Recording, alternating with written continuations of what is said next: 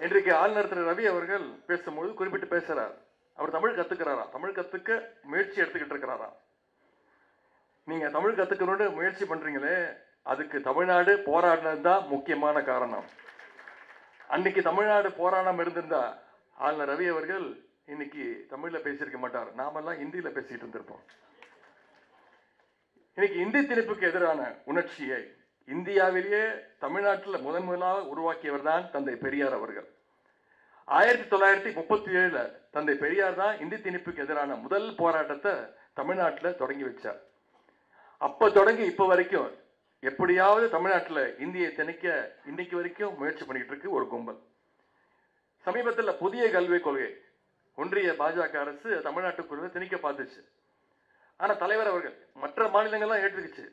தமிழ்நாட்டு முதலமைச்சர் வரையும் தமிழ்நாட்டு முதலமைச்சர் மட்டும் அதற்கு குறுக்க நின்றார். ஏன்? புதிய கல்விக் கொள்கை ஏத்துக்கிட்டா நீங்க தமிழ்நாட்டுக்குள்ள எப்படியாவது குறுக்கு வழியில இந்தி திணிப்பை மீண்டும் ஆரம்பிச்சிருவீங்க, இந்தியை மட்டுமல்ல சமஸ்கிருதத்தையும் கூட சேர்த்து கொண்டு வந்துடுவீங்க அப்படின்னு தமிழ்நாட்டு முதலமைச்சர் அதுக்கு எதிர்ப்பு தெரிவித்தார்.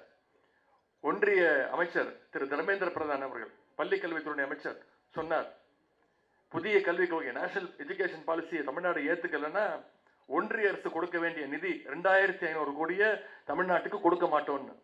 நிதினா ஏதோ ஒன்றிய அரசோட நிதியே கிடையாது, நாம கட்டியிருக்கக்கூடிய தமிழ்நாட்டு மக்கள் கட்டியிருக்கக்கூடிய வரிப்பணம், நம்மளுடைய வரிப்பணம் கொடுக்க மாட்டேன்னு சொன்னார்.